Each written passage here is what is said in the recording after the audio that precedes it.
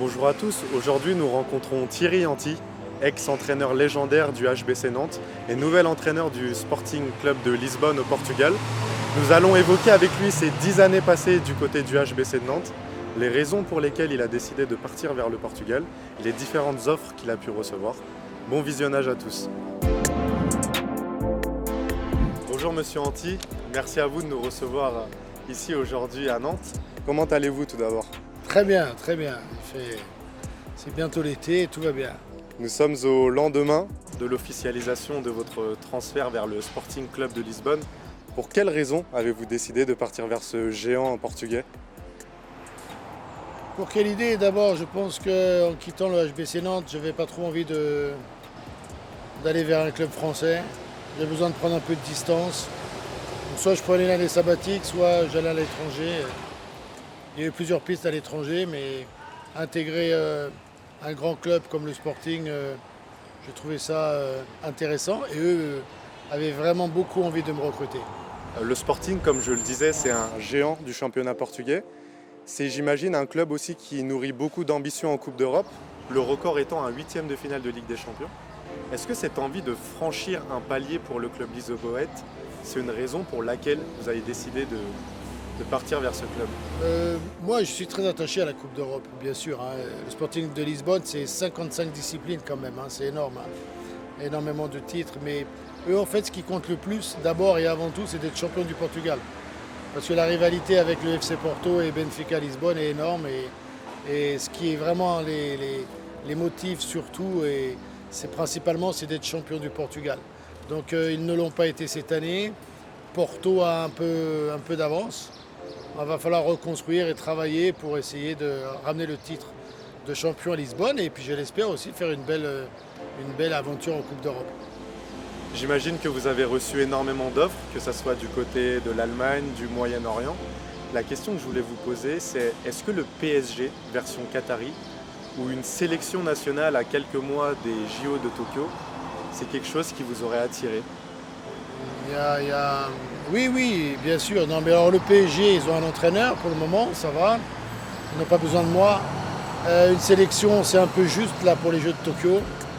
Sélection, on verra entre Tokyo et Paris. J'ai le temps encore. Mais après, il y avait d'autres sélections qui sont intéressées à moi, mais je pense qu'avec peu de chances surtout de faire partie de la douzaine d'équipes seulement qui pourra concourir aux Jeux Olympiques. Pour revenir au HBC Nantes, vous avez passé 10 ans dans ce club, vous êtes une légende du club. Vous avez tout connu dans le sens où vous avez maintenu le club en D1 et l'année dernière vous avez connu une finale de Ligue des Champions. Quels sont les secrets d'une telle évolution, d'une telle réussite pour le HBC de Nantes ? Ouais, je ne crois pas qu'il y ait de secret, quoi. Je crois qu'il faut être entier et il faut à chaque fois essayer de progresser. Donc faire progresser l'équipe, essayer d'améliorer l'équipe. Des fois, ça se fait par le jeu, des fois ça se fait aussi en recrutant de nouveaux joueurs, en intégrant surtout des jeunes du centre de formation, comme je l'ai fait très souvent ici. Et voilà, après il y a une dynamique qui se crée. Je crois que ce qui est assez surprenant ici, c'est qu'en 10 ans, il n'y a jamais eu de creux, quoi. Le club a sans cesse progressé. Et je pense que ça, c'est assez unique quand même. C'est assez unique dans ce genre d'événements sportifs. Ouais. Nantes est une ville extrêmement sportive, mais dans laquelle le FC Nantes prend énormément de place. À mon sens, vous avez réalisé quelque chose de très grand. Vous avez fait en sorte que les gens commencent à s'intéresser au handball, commencent à s'intéresser aux résultats du H, que les gens soient fiers qu'un club nantais soit aussi bien représenté sur le plan national et sur le plan européen. Vous vous rendez compte en fait de la réussite que c'est ? À ce niveau-là, oui, ça c'est sûr. Il y a le domaine sportif et après tout l'engouement populaire qu'il y a eu derrière. Mais je pense qu'il n'y aurait pas eu d'engouement populaire s'il n'y avait pas eu les résultats sportifs. Il faut quand même être conscient de ça. Après, quand je suis arrivé à Nantes, c'était pas, je dirais, le domaine sportif n'était pas aussi développé qu'aujourd'hui. Le FC Nantes était en 2e division. Bon, les sections du volleyball, les sections même du handball féminin, tout ça, ça n'évoluait pas du tout au meilleur niveau. Il y avait un petit peu l'Hermine en basket, qui est toujours d'ailleurs au 2e niveau. Mais c'était tout, quoi. Et après, oui, il y a eu le volleyball féminin qui est arrivé, qui a été très loin aussi. Il y a le basketball aussi féminin.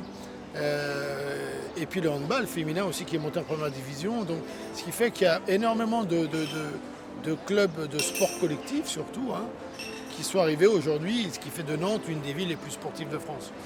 Sur le plan national, Thierry, il y a eu une victoire en Coupe de France face à Montpellier, une victoire en Coupe de la Ligue face à Toulouse en Coupe de la Ligue en 2015, mais il n'y a pas eu de titre de champion de France. Est-ce que la marche était trop haute pour le HBC de Nantes? Oui, oui, oui. Alors on pourra toujours dire, non, on n'a jamais vraiment pu concourir pour obtenir le titre de champion de France. Cette année, on a essayé de le dire pour histoire de se motiver, mais quand vous avez en face de vous le Paris Saint-Germain avec son équipe et son budget juste énorme, et qu'avant ça, il y avait l'ultra-domination de Montpellier, c'est difficile. C'est difficile de trouver une ouverture pour aller au titre.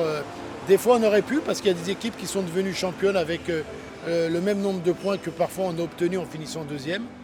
Mais voilà, c'était pas le bon moment, c'était pas la bonne année. Je crois qu'on était juste un petit cran en dessous parce que certains étaient tout juste plus forts que nous. Concernant les Coupes d'Europe, il y a eu 2 finales de Coupe EHF perdues, notamment une à domicile. Il y a eu cette finale de Ligue des Champions inespérée en ayant sorti le Paris Saint-Germain en demi. C'était juste quelque chose d'incroyable. Tout d'abord, est-ce que vous vous attendiez à vous retrouver en finale de Ligue des Champions?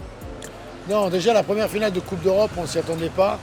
C'était quelque chose d'incroyable d'être à ce niveau-là. Donc on a perdu de peu, mais on a perdu, mais je dirais ça semblait logique. Ça semblait logique. La deuxième finale, on aurait dû la gagner, je le dis, on était chez nous, on devait gagner. On avait vraiment les moyens de pouvoir le faire.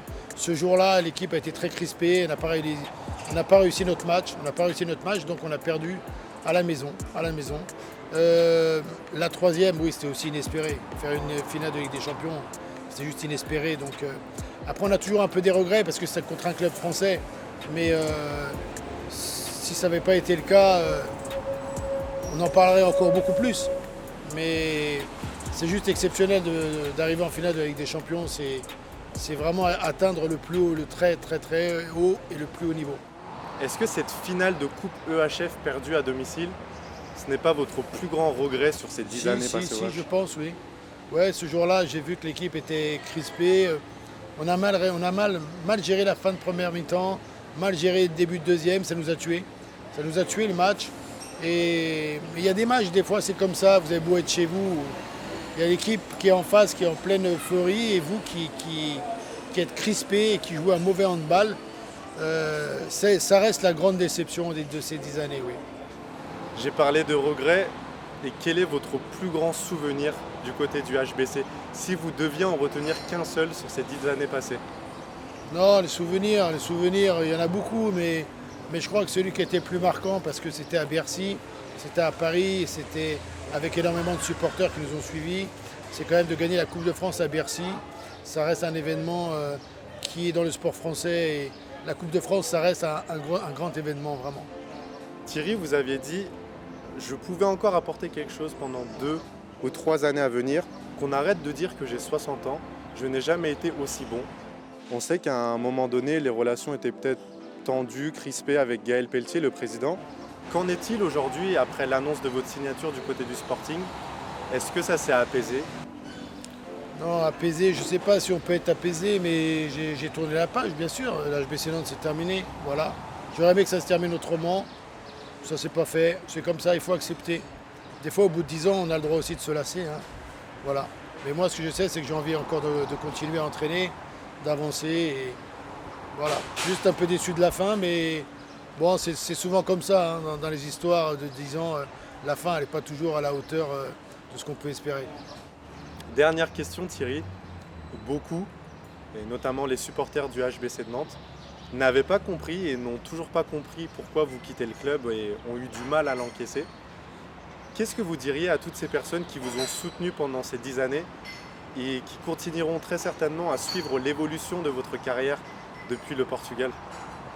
Non, mais que j'ai passé vraiment du bon temps ici avec eux et je les remercie à chaque fois de venir au match.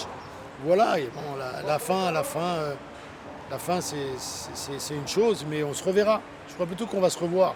Je ne sais pas comment, dans quelles circonstances, mais on va se revoir, c'est sûr, c'est sûr. Encore merci Thierry de nous avoir accueillis.